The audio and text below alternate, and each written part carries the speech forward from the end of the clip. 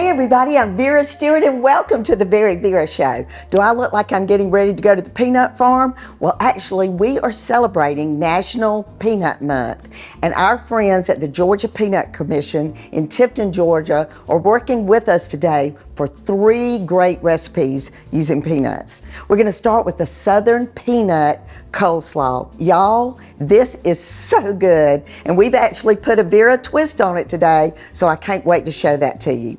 Then we're going to do a peanut chicken stir fry in a wok. It really utilizes lots of different flavors. I think you'll love that too. And then finally, a Blondie that's from my cookbook with their peanut caramel sauce. And in Vera's Corner today, I'm going to show you how you can use the microwave to your advantage when making some of your sweet treats. So let's get started on that Southern Peanut Coleslaw.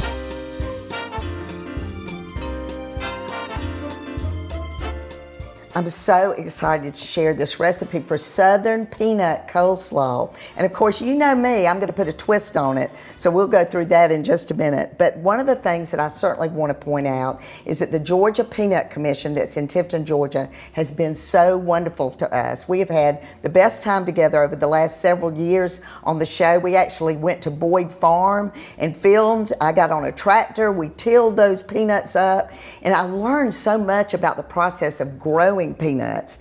And then they've also partnered with us with our children's cooking camp. So the children have learned the nutritious value of peanuts and how that's a perfect snack if you're hungry before dinner.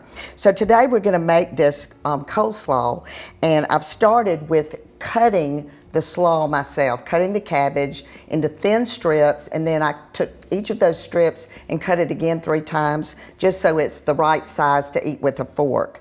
I also shredded my own carrots, so I'm going to add those in, and it's just a vibrant color. And just like I say with cheese, if you shred it or grate it yourself, it's going to really take in all of those ingredients that are going to be in the dressing we're going to make. The next ingredient is red onion.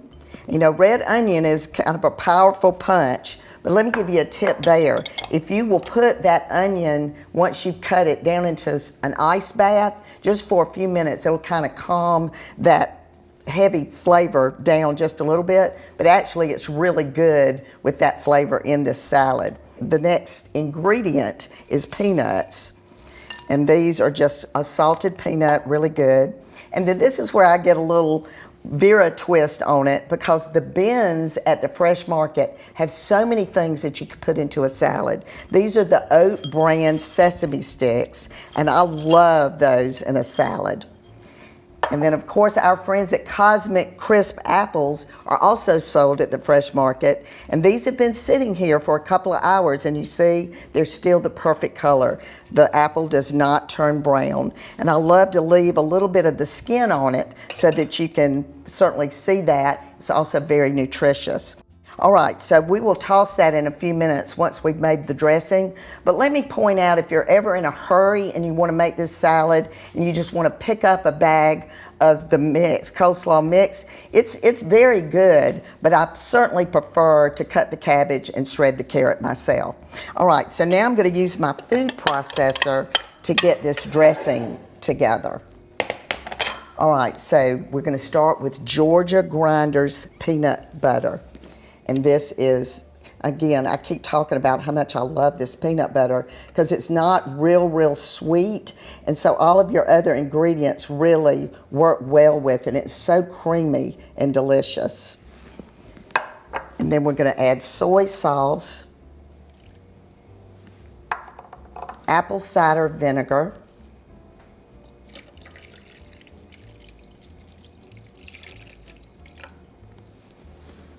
light brown sugar,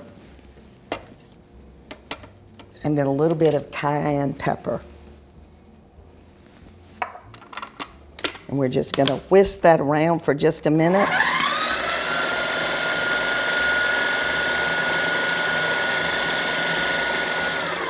All right, then the next ingredient is celery seed. I can just put that right through the top. We've got some freshly minced garlic, and again, I prefer to mince this from fresh rather than buying the jarred garlic. And now I'm gonna add in my oil a little bit at a time so that it doesn't splatter and incorporates well. And then as far as the salt and pepper is concerned, what we have in the recipe is the way we actually did it. But if you want to kind of do it to taste, you can add that at the end. So this is going to go into the salad right at the last minute. I'm going to go ahead and start tossing this. And when we come back from the break, we're going to get started on the peanut chicken stir fry, which is, this salad will be great with that as well. So come back with me in just a few minutes.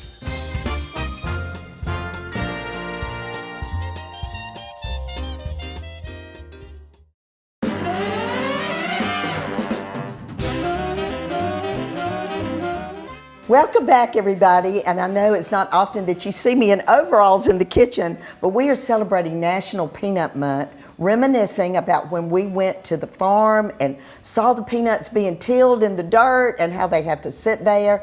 Loved it. It was just a great time. So we've already done our Southern peanut coleslaw. It just looks amazing. It's going to be so good. And now I've got my wok with the sesame oil, and you see it kind of smoking because you really want it piping hot to make this dish. So we're going to start with our chopped sweet onions. I'm going to kind of stand back a little bit because just a little bit of moisture is what makes that pop. All right, then you know Chicken and Chuck Tuesdays at the Fresh Market is when you can pick up your chicken breast and your ground chuck to use for all of your recipes, and of course all of those freeze really well. But this is going to take about 4 minutes for this to get good and done. You just want to stir it around, and I love to make sure I have a pot holder handy. And this, of course, is going to cool this wok down. So I'm going to turn that heat up just a little bit, and I'm using my handy little wooden spoon that I made when I was a teenager. It just gets me very comfortable in the kitchen. All right, so we'll let that cook for a little bit, and while that's cooking, we're going to make the sauce that goes in this. So here again is our Georgia Grinders peanut butter. We're going to add to that some water, the Fresh Market honey, and if you've not picked this up yet, just look at the golden color. This honey is so flavorful, and it just adds that nice bit of natural sweetness to this sauce. And just the ingredients all together in this are amazing. Okay, so we've got soy sauce and rice vinegar. And then you may not be familiar with this. This is a Thai curry paste. You can also get that at the Fresh Market. So this adds another element of flavor. Then fresh ginger as well. Then again, freshly minced garlic. We've got white pepper. And then some red pepper flakes. So this sauce has a lot of flavor. So let me give this a stir. Make sure we're doing okay over here. And in this wok cool, and on my induction cooktop, that thin metal, that heat just goes right through it. So we're just looking to get that chicken good and brown and the onions translucent. All right, so we're going to let that cook for a few minutes while I stir this sauce together. All right, so I've removed my chicken and onions. They're just perfect into a bowl. Now I'm going to add some more sesame oil to the wok. And we're going to cook some fresh vegetables to go with this. So at this point it could be mushrooms, I think I've got broccoli, Asian coleslaw in there, cabbage. But on the top I've got snow peas and red peppers that we actually used in the show we filmed last week. And they have been in my Sub-Zero refrigerator, and they're just as fresh as a daisy. So that's one of their features, is that the air circulates in the refrigerator, and it really keeps your produce fresh. So we're just gonna basically saute this in that sesame oil, and it'll take just a few minutes for this to cook down as well.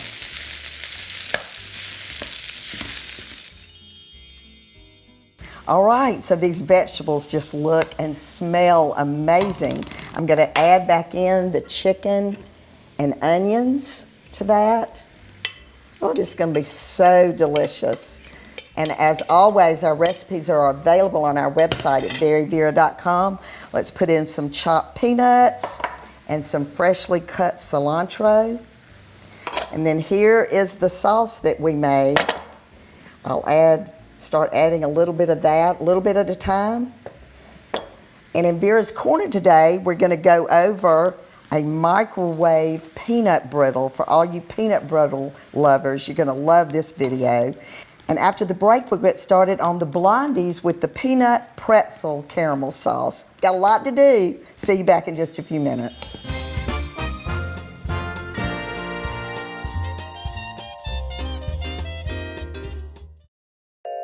Vera's Corner is brought to you by TaxSlayer. When life gives you peanuts, what are you going to do? You're going to make peanut brittle, and I know we're all afraid of it. But today in Vera's Corner, I'm going to show you a quick and easy microwave version of that recipe that you're going to love. Start by lightly buttering a 9x12 cookie sheet so that your brittle doesn't stick. Next, add and mix together sugar and corn syrup in a glass microwavable bowl. Make sure you get it nice and incorporated. Microwave that mixture on high for 3.5 minutes. Remove the bowl and add in your peanuts. Mix together well so that all of the peanuts are covered. Return the bowl to the microwave and cook for another 3 minutes. Next, while the mixture is hot, stir in your butter and vanilla. After the butter and vanilla are incorporated, return to the microwave for the last minute on high. Once your bowl has cooled enough to remove from the microwave, add your baking soda to the hot mixture. Stir quickly until light and fluffy. Immediately pour the mixture onto the cookie sheet and spread thinly to the edges of the pan. Let the brittle cool completely on the cookie sheet. Once cool, you can break apart the brittle into smaller, more manageable pieces by hand. Lastly, I love to dip and decorate my brittle with melted white and dark chocolate for an added twist in your presentation and flavor. Start free today at TaxSlayer.com.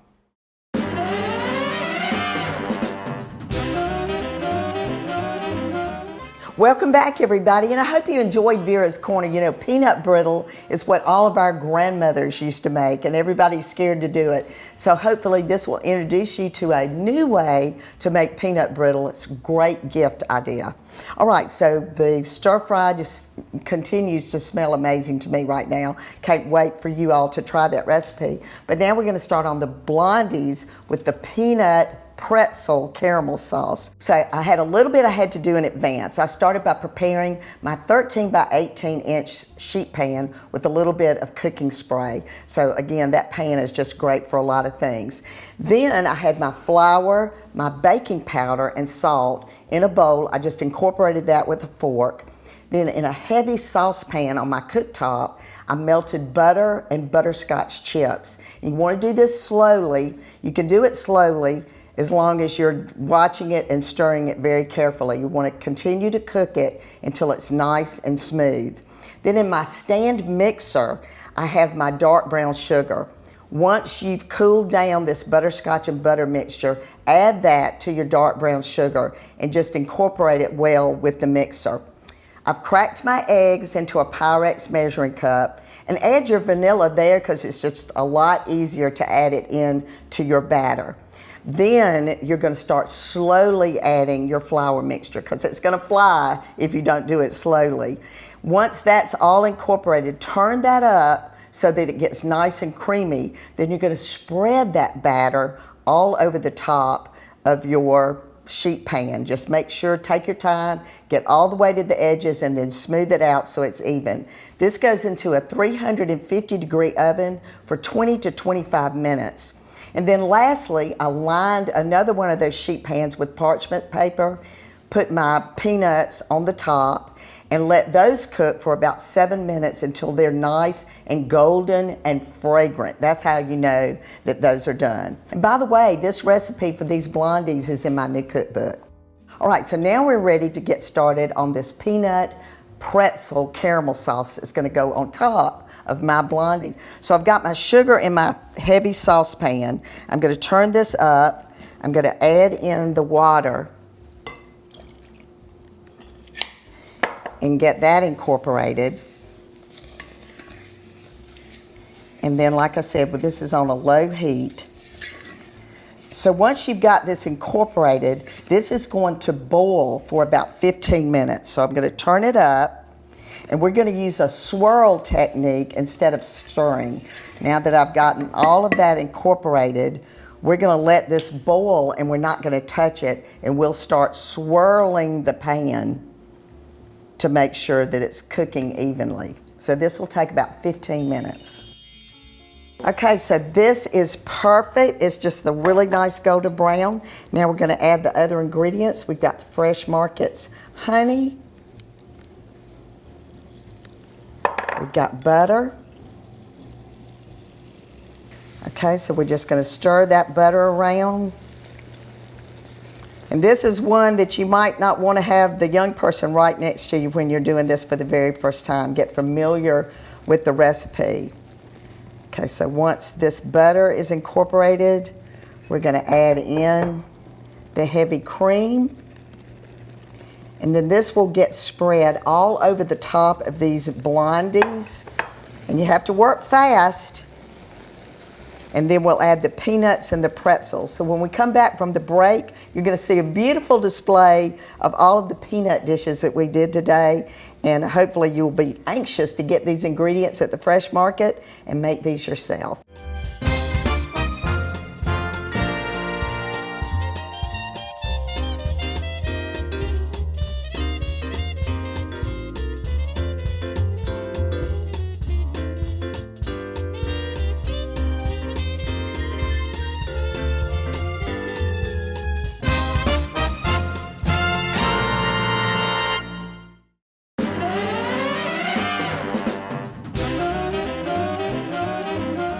Welcome back, everybody. And you know what? I may just start wearing these overalls all the time. I've been so comfortable today. So now I know why they wear them on the farm. So I've had the best time celebrating National Peanut Month.